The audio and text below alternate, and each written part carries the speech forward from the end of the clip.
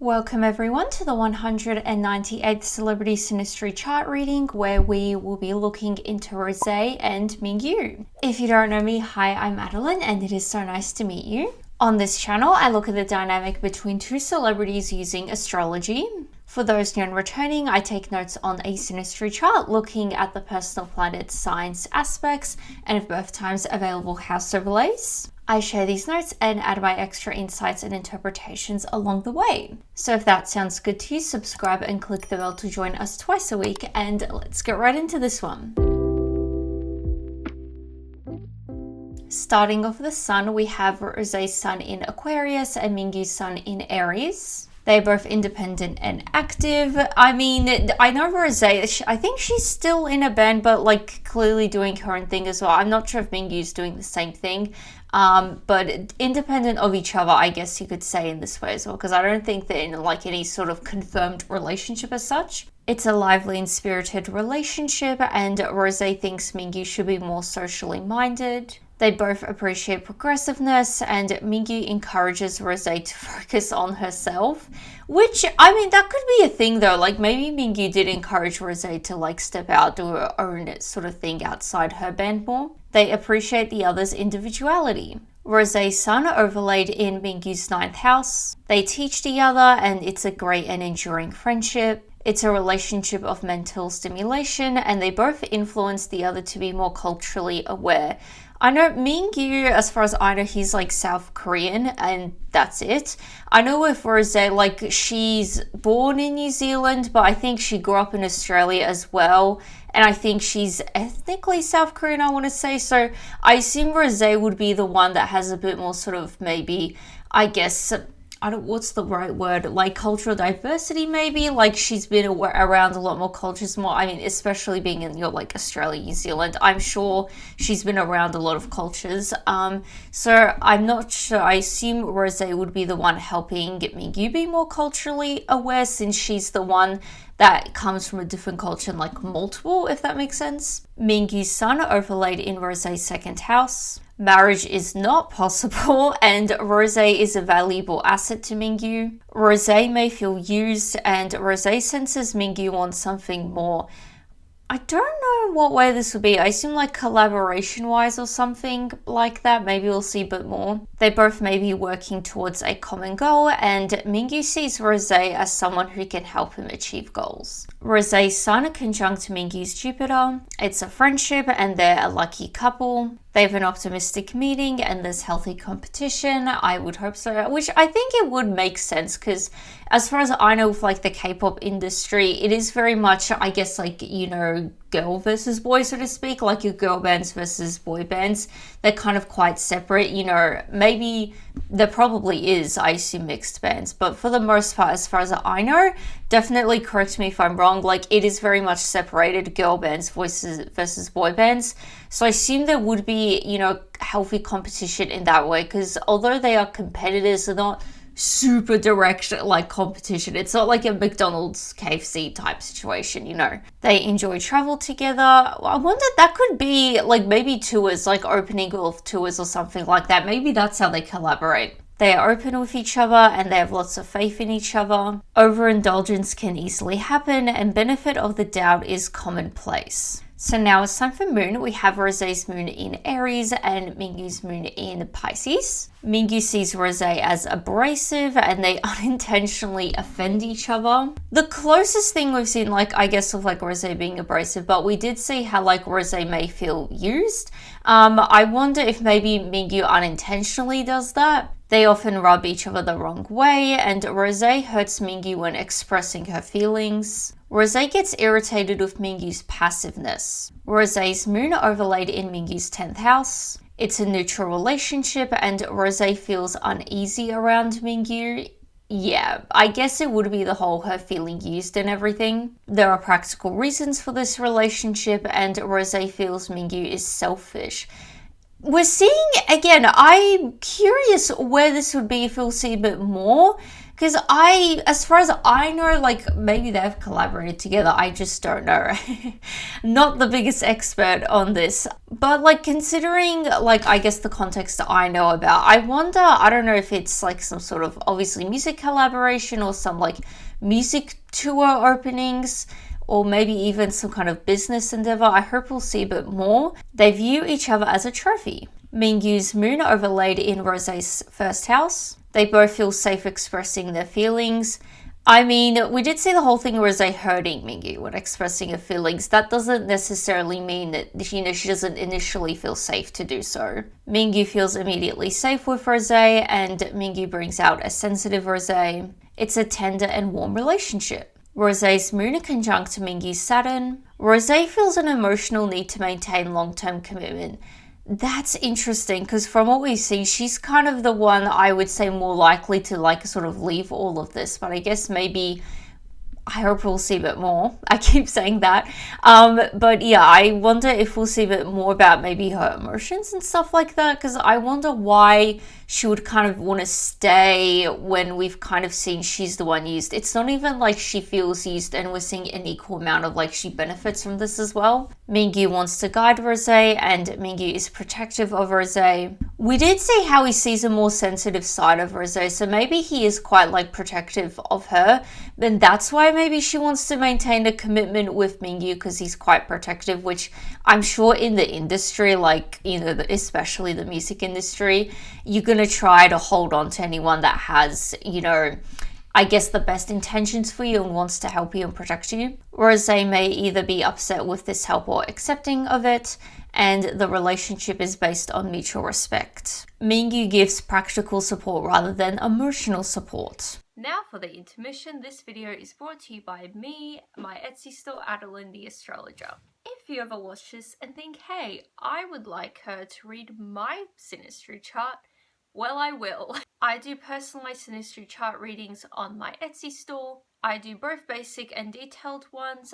The basic ones are a bit more simple to understand and really good for those just beginning out in astrology, getting their heads around it, or just as a fun gift idea. The detailed readings are very similar to what I do here, so it's a lot of it just with my insights and interpretation on the chart.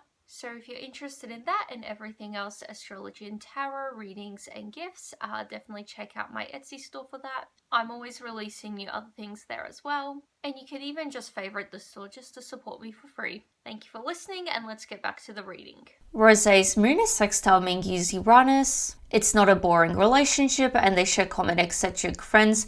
Not surprisingly so. They talk about social and political issues.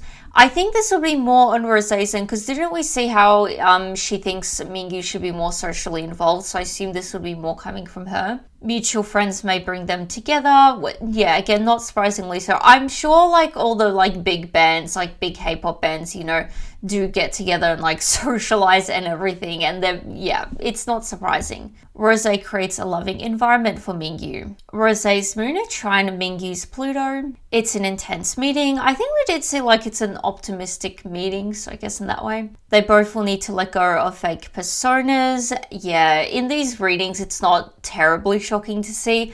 I think especially with like K-pop and everything, as far as I'm aware, they kind of, I mean, they probably still do it in New Hollywood, but like in old Hollywood, the whole concept of like kind of like your old identity kind of dies and you have a completely new one. As far as I know, they kind of do that with K-pop as well, you know, where they have a very different persona. They have a very like molded persona compared to who they actually are. So I assume this would be related to that. They both bring truth and change in social and political areas together, and they have a strong bond. They're involved in organizations together, and they can solve problems in their community.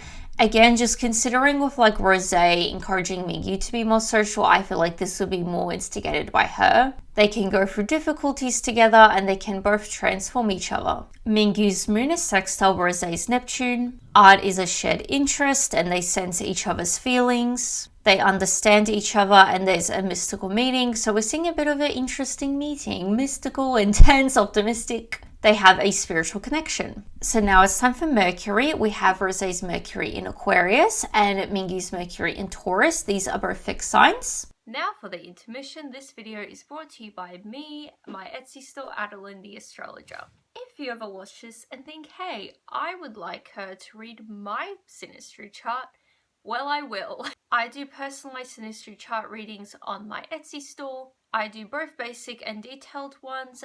The basic ones are a bit more simple to understand and really good for those just beginning out in astrology, getting their heads around it, or just as a fun gift idea. The detailed readings are very similar to what I do here, so it's a lot of it just with my insights and interpretation on the chart. So if you're interested in that and everything else, astrology and tarot, readings and gifts, definitely check out my Etsy store for that. I'm always releasing new other things there as well. And you can even just favorite the store just to support me for free. Thank you for listening, and let's get back to the reading. Mingyu gets impatient with Rosé, and Mingyu teaches Rosé to be more practical, which I guess isn't surprising because we did see how he gives that practical support rather than emotional. Rosé teaches Mingyu to be more open-minded. Again, I think this would go back to the social issues and everything. They fundamentally communicate the same way. Rosé's Mercury overlaid in Mingyu's 8th house. Rosé can hurt Mingyu with words, and Rosé's prone to dominating conversation. This links up to when we saw how Rosé hurts Mingyu when expressing her feelings. So I assume her feelings, potentially maybe even just expressing them too much, dominating conversation could hurt him. Mingyu takes conversation seriously, and conversation tends to get deep quickly. They have clear and precise conversation. Mingyu's Mercury overlaid in Rosé's 3rd house. Mingyu is more chatty around Rosé, and Mingyu enjoys long conversations with Rosé. Rosé will enjoy conversations with Mingyu. Their Mercuries are squared together, so they have a contrasting approach to life. From what we have seen, I think like life approach-wise, we saw how Rosé is a bit more socially minded, and then you have Mingyu is a bit more practical. So I assume in that way, that is like a big difference for a lot of people in terms of like how they approach life and their morals and ethics and all of that. It's difficult to work together. See, we haven't really seen a whole lot of they can work together well. I feel like in some readings we do, that's constant. They work well together. They're a good business team, all of that.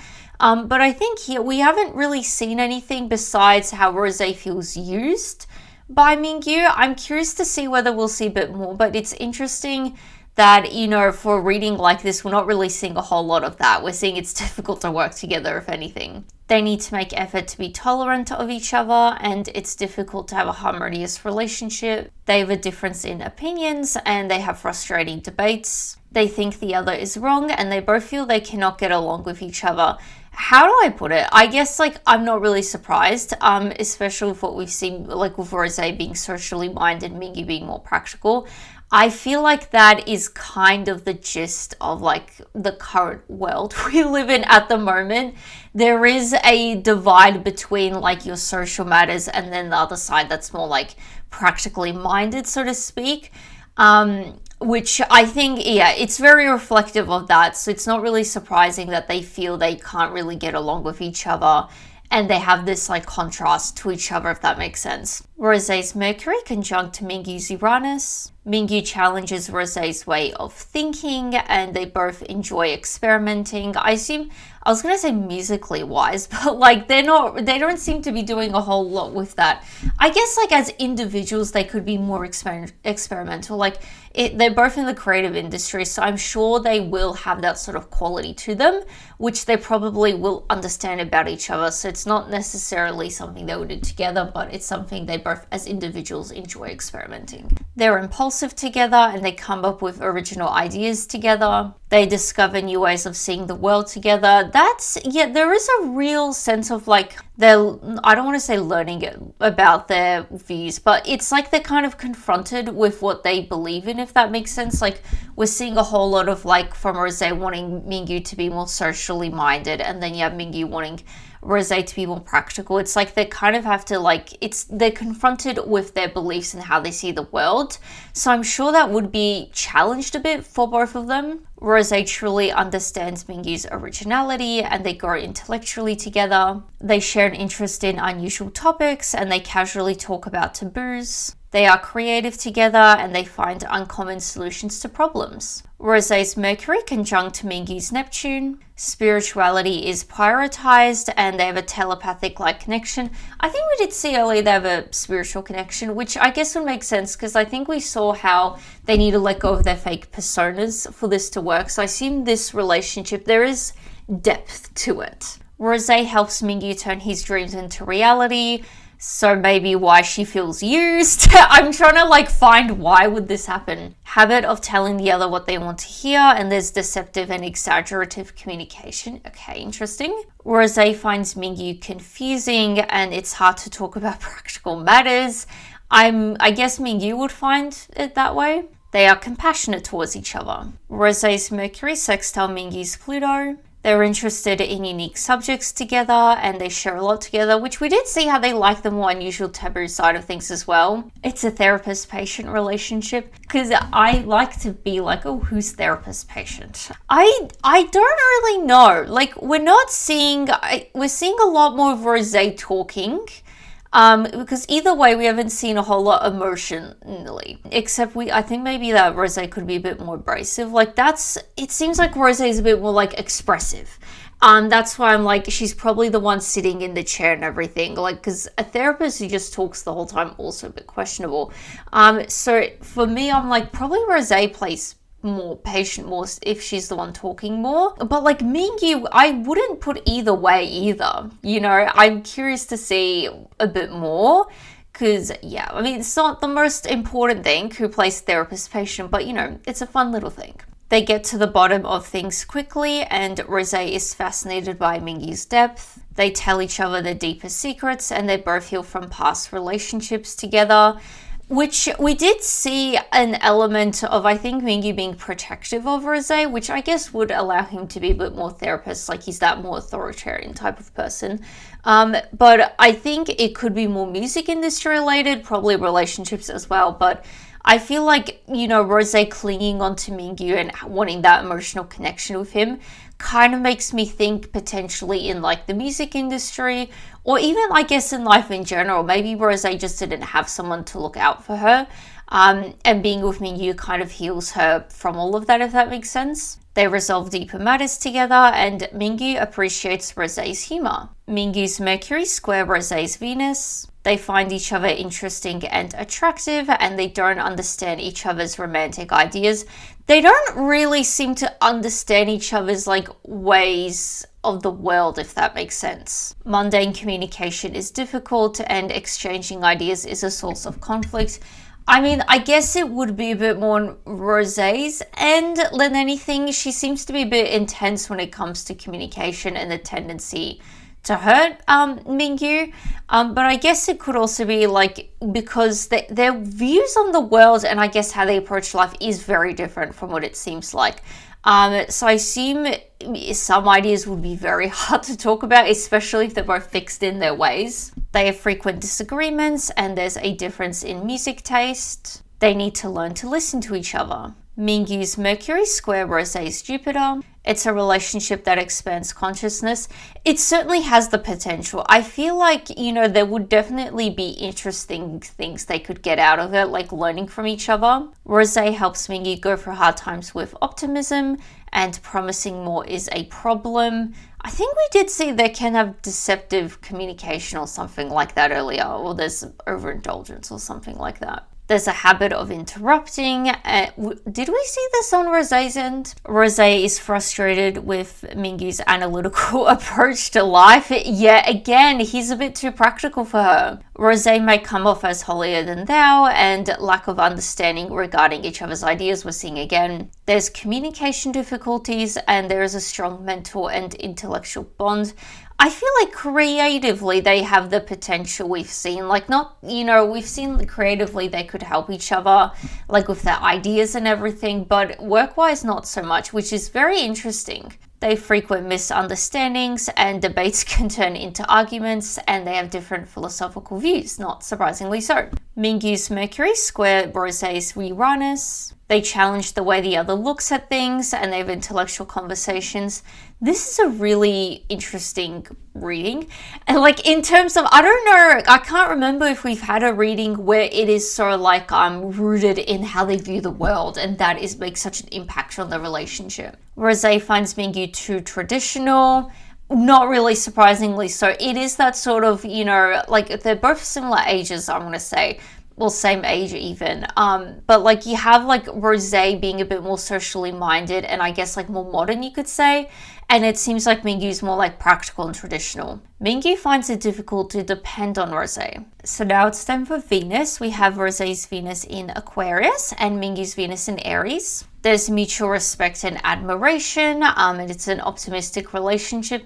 In some ways, it is. You know, it is just a very interesting dynamic. They're very different views. Mingyu is attracted to Rosé's unique qualities, and Mingyu can get impatient with Rosé. I mean, that could very well be a thing. Like, Mingyu could very well appreciate Rosé and everything, but could have the tendency to get impatient with maybe her views, how she sees things, because he, you know, strongly disagrees with her. They give each other space and they respect each other. Rosé's Venus overlaid in Mingyu's 8th house. Rosé is captivated by Mingyu and it's a transformative relationship. Rosé is willing to do anything for Mingyu and Mingyu has fantasies specific to Rosé. They could be collaborating in like music videos or something like that, or like Rosé specifically inspires Mingyu in terms of like creatively. Like we did see the whole like experimenting thing, they come up with original ideas together. Mingyu's Venus overlaid in Rosé's 2nd house. Mingyu is focused on what he can get out of this relationship. I forgot about this a bit, didn't I? The whole weird thing with Rosé feeling used and everything, that's been repeated. Mingyu doesn't feel committed to Rosé. We did see like a weird like protective thing. Like that doesn't, I guess, necessarily mean he's always committed to her though. Like when she's there, he's probably like protective of her, but otherwise he doesn't necessarily think about her. Rosé is careful to not get emotionally invested in Mingyu. I guess that's why we haven't seen a whole lot of emotions. Maybe they're just simply not invested in each other that way. Rosé's Venus sextile Mingyu's Saturn. Rosé sees Mingyu as a long-term person in her life.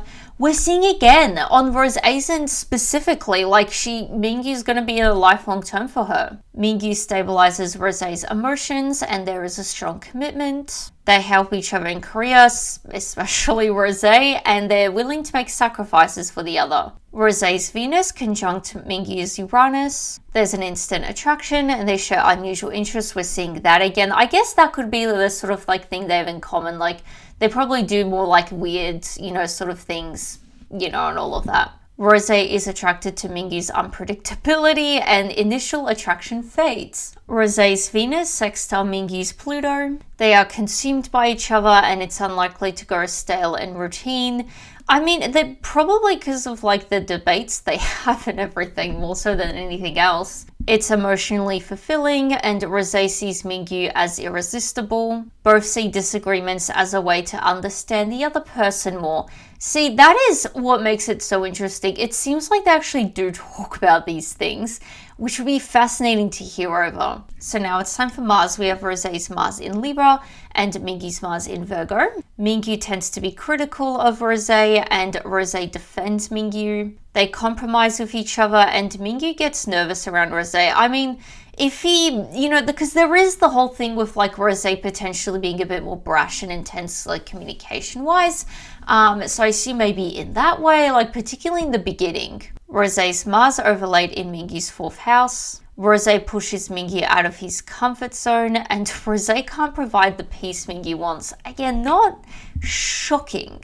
Rosé feels flustered around Mingyu and Mingyu is nurturing to Rosé. Mingyu creates a safe space for Rosé, which is again, I think the whole protectiveness thing that Rosé seems to like about Mingyu. Arguments are heated due to being defensive and emotional, not surprisingly. So I think more defensive than emotional than anything else, but yeah. Mingyu's Mars overlaid in Rosé's 7th house. Mingyu speeds up the relationship, okay, and Mingyu is calmer around Rosé. That's kind of interesting because it seems like it's the opposite with Rosé. She seems to be a bit more like energetic here. Not that I remember how she specifically was in other readings because we've covered her before. But yeah, it seems like, Mingyu is calmer, but Rosé is kind of like the opposite, like kind of like energized. Mingyu wants to please Rosé, and they both enjoy spending time together. Rosé's Mars opposite Mingyu's Saturn. Both will discover what they want from a relationship. It's so true though. I feel like, especially views wise, like at that age, how old are they? Probably should have, calculated that exactly, but I know they're younger. But that's the thing. I think, this is probably a really good relationship for them to, I guess, discover, in terms of like when you're with someone, what sort of like values you like in another person and all of that. Considering these two seem to be quite opposites in that way, I'm sure it would be very educational for them, so to speak. Mingyu finds Rosé's energy attractive initially. We're seeing a lot of like Mingyu is like initially attracted to Rosé, but it seems like that kind of fades away. Mingyu becomes annoyed with Rosé's childishness, and Mingyu tries to control Rosé. Does he feel like he needs to step into like a parental fatherly role? Rosé feels like she's always being watched by Mingyu, and Rosé becomes rebellious to Mingyu. They have a difference in views. Rosé's Mars trine Mingyu's Uranus. Rosé feels free around Mingyu. Like in a communication way, I feel like yes, she seems to be quite expressive around him. In every other way, it is a bit questionable though. There's an unusual meeting. We haven't seen, meaning-wise, we've seen these weird things. It's unusual, it's mystical, it's intense. We haven't seen anything super specific though, but it is there. They respect each other's independence, and Rosé's not a fan of Mingyu's lack of boundaries, okay? Rosé's Mars sextile Mingyu's Pluto. Rosé's daring nature is attractive to Mingyu. I wonder if he's like initially really into like her sort of more intense personality, you could say. But then over time, I guess as he kind of gets to know her more, he kind of just gets irritated with it. It's competitive, and there's a potential to be destructive or dangerous. Yikes. I mean, they seem to have crazy arguments, so who knows? There are power issues, and they have dramatic fights, again with their arguments. So that was the final aspect, bringing us to the end of the reading. If you are still watching, please share your thoughts below. I'd be very curious to see what you guys have to say about this one. I think a very interesting one. I don't, like, as far as I remember anyway, I don't think we've, like, had a reading where it's so much about, like, the, like, world views and everything. But it is very interesting. It was a very interesting read. If you have made it this far, please consider subscribing for more. I post these readings twice a week. And besides that, give this video a like, and I will see you guys next time. Bye!